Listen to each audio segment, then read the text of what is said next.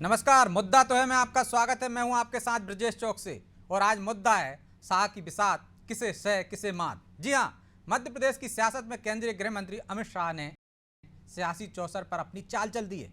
BJP सरकार के 20 साल के कार्यकाल का रिपोर्ट कार्ड जनता के सामने रख दिया है।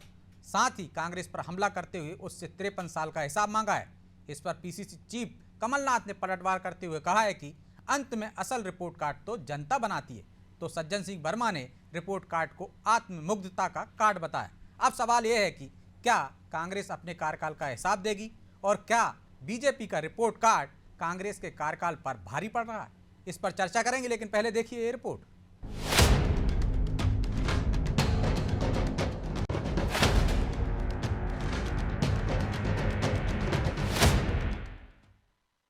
मध्य प्रदेश की सत्ता के संग्राम में केंद्रीय गृह मंत्री अमित शाह ने चुनावी चौसर बिछाना शुरू कर दी है। शाह ने विजय संदेश के साथ बीते 18 सालों का रिपोर्ट कार्ड पेश किया है। जनता से जनादेश की अपील करते हुए शाह ने कहा कि इस रिपोर्ट कार्ड को गरीब कल्याण महाअभियान नाम दिया गया है। उन्होंने कहा कि बीजेपी ने एक बीमारू राज्य को 20 साल में विकसित राज्य की श्रेणी में लाने का प्रयास किया है। मध्य प्रदेश राज्य का गठन 1956 में हुआ। 56 के पहले विंध्य प्रदेश, मध्य भारत और भोपाल स्टेट, वहां पर भी कांग्रेस का शासन था। और 50 से 2003 तक 53 वर्ष में 6-7 साल छोड़कर पूरा समय कांग्रेस का शासन रहा। मैं इसलिए बताना चाहता हूं कि आज जो लोग दावे कर रहे हैं उनको सबसे पहले ये 53 साल का विकास का हिसाब देश की जनता के सामने, मध्य प्रदेश की जनता के सामने रखना चाहिए। कांग्रेस के शासन में 53 साल में मध्य प्रदेश को क्या विरोध मिला? तो एक बीमारू राज्य का विरोध मिला। अब रिपोर्ट कार्ड तो ये देने वाले कौन है, मैं तो यही नहीं समझ पाता। किसी सरकार का उस राज्य की जनता तय करती है। तो जनता असली रिपोर्ट कार्ड नवंबर-दिसंबर में देगी 2023-24। वहीं अमित शाह ने कांग्रेस को कटघरे में खड़ा करते हुए कहा कि मध्य प्रदेश में सबसे अधिक समय 53 साल कांग्रेस ने शासन किया, लेकिन उनके राज में मध्य प्रदेश को बीमारू राज्य का टैग दिया गया। 2003 में बंटाधार चुकी इमेज से भी निकाला गया। वहीं अमित शाह ने कांग्रेस और कमलनाथ से भी सवाल पूछे। उन्होंने दिग्विजय सिंह और कमलनाथ को निशाने पर लेते हुए कहा कि मिस्टर बंटाधार और कमलनाथ को घोटाले पर जवाब देना चाहिए। शाह ने कहा कि अगला इलेक्शन बंटाधार से लेकर विकसित राज्य बनाने का चुनाव है। मध्य प्रदेश की 9 करोड़ जनता के आशीर्वाद की हम कामना करते हैं। इधर उधर गलत आरोप मढ़कर मध्य प्रदेश की जनता को गुमराह करने की जगह ये हमारे रिपोर्ट कार्ड का आप जवाब दीजिए, और हिम्मत है तो आपके 50 साल का रिपोर्ट कार्ड लेकर आइए। कांग्रेस के लोगों को मैं पूछना चाहता हूं कि आपने मध्य प्रदेश को कितना अन्याय किया, इसका भी हिसाब दीजिए। मध्य प्रदेश में सालों तक ऊपर भी कांग्रेस की सरकारें रही, नीचे भी कांग्रेस की सरकार रही। क्या दिया मध्य प्रदेश को? आंकड़े देकर 9 करोड़ की जनता के सामने आइए आप। मित्रों, ये जो विकास के पैरामीटर्स है उसका जवाब मध्य प्रदेश की 9 करोड़ की जनता ने श्रीमान बंटाधार और कमलनाथ के सामने मांगा। इधर इधर की बात मत करिए भाई। मध्य प्रदेश का काफिला क्यों लूटा था, इसका जवाब दीजिए, और आपके समय में लूटा है। तो कुल मिलाकर शाह की 23 की रिपोर्ट पर सियासत शुरू हो गई। संदेश से सियासी पारा हाई है। ऐसे में सवाल है कि आखिर शाह के शंखनाद के आगे कमलनाथ क्या करेंगे। अब देखना ये भी होगा कि विजय संदेश के बाद जनता का जनादेश किसे मिलेगा। ब्यूरो रिपोर्ट, अनादि टीवी।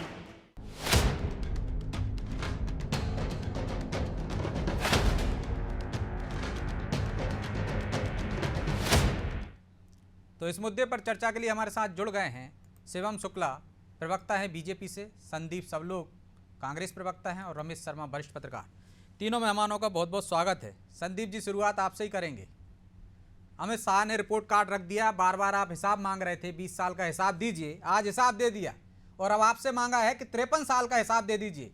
क्यों मध्य प्रदेश को आपने लूट लिया इन 53 सालों में, बीमारू राज की टैगलाइन दे दी, कोई विकास नहीं हुआ, दीजिए हिसाब। ब्रजेश भाई, सहमी हुई है खोपड़ी बारिश के खौफ से, और इधर महलों को आरजू है कि बरसात तेज हो। जो आरोप अमित शाह जी कांग्रेस पार्टी के ऊपर लगा रहे हैं, मैं उनसे ही पूछना चाहता हूं कि जिस भोपाल की ताल तलैयों की नगरी में आप बैठे हैं, उसको ये स्वरूप देने वाले क्या आप थे या कांग्रेस पार्टी थी? जिस भोपाल में आप बैठे हैं उसमें भारत हेवी इलेक्ट्रिक लिमिटेड का कारखाना क्या आपके पुरखों ने बनवाया था या पंडित जवाहरलाल नेहरू और कांग्रेस की सरकार ने बनाया था? ऐसी बहुत सारी बातें हैं। पहले तो इनको अपने 18 साल के उनका हिसाब दे देना चाहिए। दे तो दिया, 20 साल का दे दिया कि बीमारू राज्य था, जीडीपी में माइनस में जाता था, राजीव गांधी ने ये टैग लगाया था, अब उससे निकाल दिया है, विकसित राज्यों में खड़ा कर दिया है। सड़कें, बिजली, मेडिकल कॉलेज से लेके 20 साल में क्या किया वो सारा हिसाब दे दिया। अब भी आप हिसाब मांग रहे हैं और आप क्या गिना पाए? 2। उन्होंने तो लंबी फहरिस्त गिना दी। बिल्कुल, इनने जो फहरिस्त गिनाई है तो उस फहरिस्त के अंदर एक फहरिस्त और है। आप जिन मेडिकल कॉलेज या अस्पताल की बात कर रहे हैं उनमें डॉक्टर की व्यवस्था क्या है, उनमें दवाई और जांचों की व्यवस्था क्या है? अरे आप तो मरीजों को भरपेट खाना भी नहीं खिला सकते हो। 48 रुपए उनको दिए हुए हो, जेल के कैदी को 110 रुपए मिलते हैं, आप मरीजों के लिए 48 रुपए की भोजन की व्यवस्था करते हो, उसमें भी 50% कमीशन की बलि चढ़ जाता है। 24 रुपए बचते हैं, 2 समोसा और एक चाय लेके देखिए ना आप किस विकसित राज्य की बात करते हैं? 53 साल का कुछ है नहीं संदीप जी। जब 20 साल में इतनी लंबी फहरिस्त गिना सकते हैं तो 53 साल की तो बहुत बड़ी होनी चाहिए ना महाराज। निश्चित रूप से 53 साल की फहरिस्त हमें गिराने की जरूरत नहीं है ब्रजेश जी। मध्य प्रदेश की जनता ये जानती है कि मध्य प्रदेश में चाहे स्कूल खुले हो, चाहे कॉलेज खोले गए हो, उनमें मास्टरों की व्यवस्था, उसमें फर्नीचर की व्यवस्था, ये सब कांग्रेस पार्टी की देन रही। हमने अगर इस मध्य प्रदेश को विकसित बनाने का संकल्प 1956 में अगर लिया था तो यहाँ पर हमने औद्योगिक विकास भी किया है, सड़कें भी दी है, रोजगार भी दी है। आप तो अपना बताइए कि 18 साल की ये झूठी आपने सूची निकाली है, 50% कमीशन का हिसाब। तो जवाब ले लेते हैं शिवम जी। झूठा रिपोर्ट कार्ड है आपका, वो कह रहे हैं संदीप जी, और सज्जन सिंह वर्मा कह रहे हैं आत्ममुग्धता का कार्ड है आपका। 53 साल का हिसाब देने की जरूरत नहीं है, वो तो जनता बनाएगी अब कार्ड। यस, वही मैं आपसे कहना चाहता हूँ कि जवाब ले लेते हैं ना, कम से कम भारतीय आ रहा हूं संदीप जी, लौट के आ रहा हूं आपके पास। पाखंडी लोगों आ रहा हूं संदीप जी, आ रहा हूं। जरूरत हमारे को ठीक है नहीं शिवम जी बोलिए। हमारा हिसाब आ रहा हूं संदीप 8 करोड़ जनता के पास है। ठीक,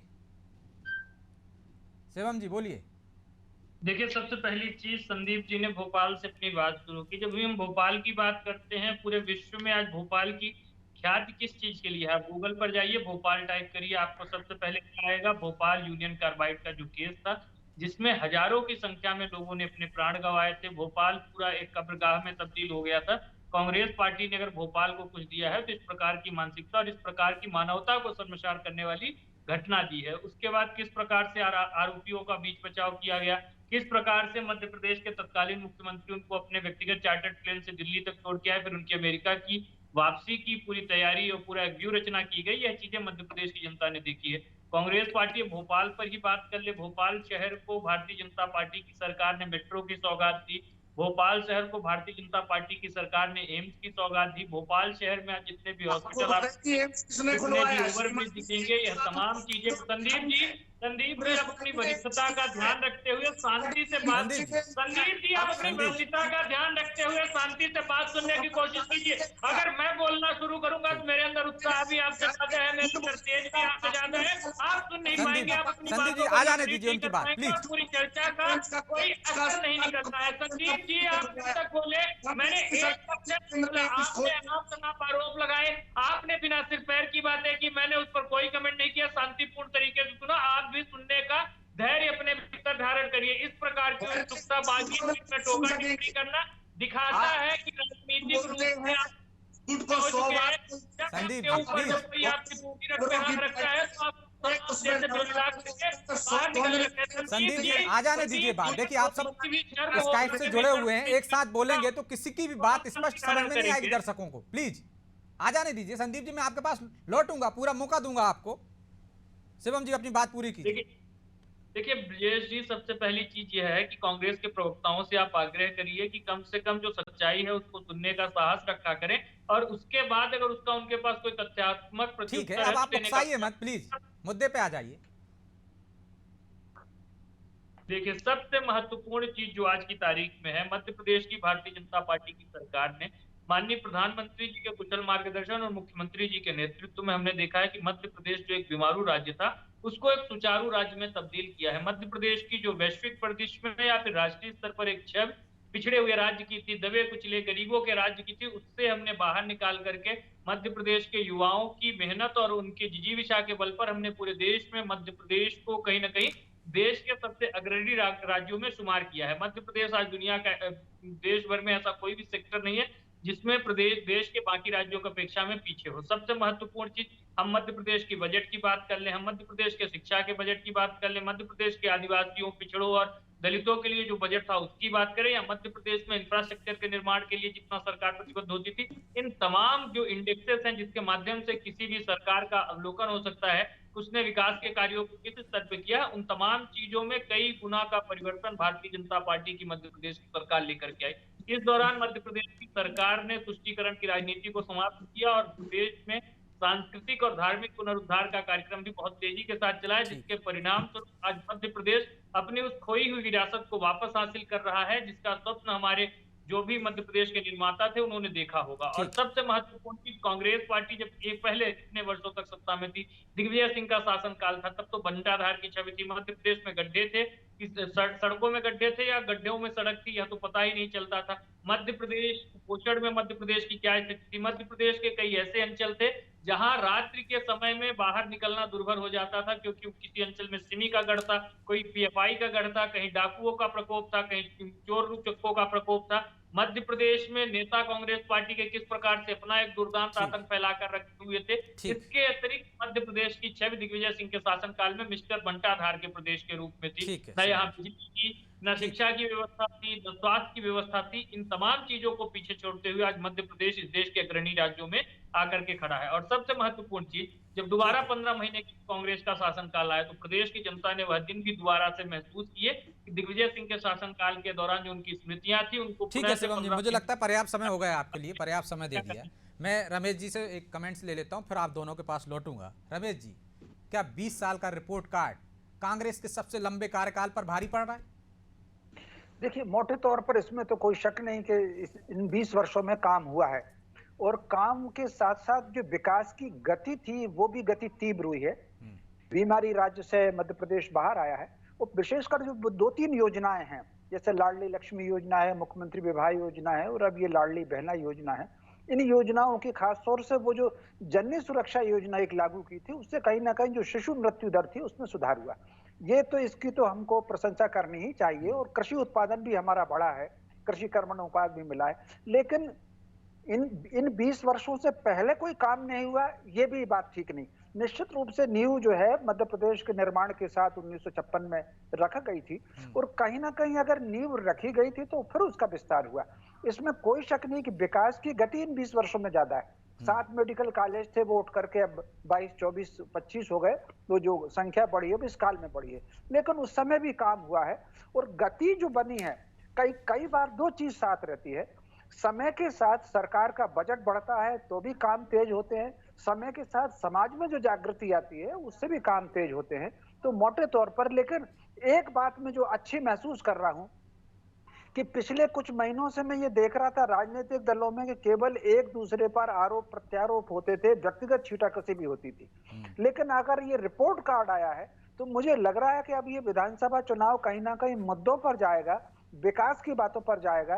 इन्होंने जो विकास का आज पेश किया है, रिपोर्ट कार्ड दिया है, तो मुझे लग रहा है कि कांग्रेस भी कहीं ना कहीं वो सारे बिंदु बताएगी कि हमने इस तरीके से काम शुरू किया था। लेकिन बता कहां रही है कांग्रेस? तो कह रही है शर्मा जी कि जनता असली रिपोर्ट कार्ड देगी। क्या उसके पास बताने को कुछ नहीं है? निश्चित तौर पर इतने लंबे शासनकाल में बहुत सारे काम हुए होंगे, बहुत सारी नींव रखी होगी, लेकिन कहीं ना कहीं कमजोर दिख रहा है क्या आपको, इसलिए वो हिसाब नहीं देना चाहती है? देखिए, मुझे लग रहा है कि आगे चल करके, आज भले ही वो तुरंत प्रतिक्रिया में सारे लोग कह रहे हैं, लेकिन मुझे लग रहा है कि चुनाव के पहले तक इनका भी रिपोर्ट कार्ड कुछ ना कुछ आएगा, और उसमें सारी नीतियों की बातें होंगी। कहीं ना कहीं सरदार सरोवर डैम की भी बात हो सकती है, पुनाशा की भी बात हो सकती है। तो कहीं ना कहीं वो जो नींव रखी गई थी उसकी बात होगी। और ये मेरा अनुमान है, आज भले ही कांग्रेस कह दे कि ये झूठा है और हमारा काम जनता देगी, लेकिन कांग्रेस भी मुझे लग रहा है कुछ होमवर्क करेगी और रिपोर्ट कार्ड आएगा। चुनाव तक रिपोर्ट कार्ड पर और बातों पर चर्चा होगी, ऐसा मेरा अनुमान लग रहा है मुझे। जी तो संदीप जी, विकास की गति तो 20 साल में बढ़ी है निश्चित तौर पर, जो शर्मा जी कह रहे हैं, लेकिन अब आप पर भी प्रेशर रहेगा कि आपको अपना 53 साल का रिपोर्ट कार्ड तो देना पड़ेगा। ये कहने से नहीं चलेगा कि भाई वो तो जनता देगी रिपोर्ट कार्ड। ब्रजेश भाई, मध्य प्रदेश की स्थापना के बाद से लेकर आज तक मध्य प्रदेश 2003 तक जहां भी खड़ा था, क्या वो सरकार के प्रयास नहीं थे?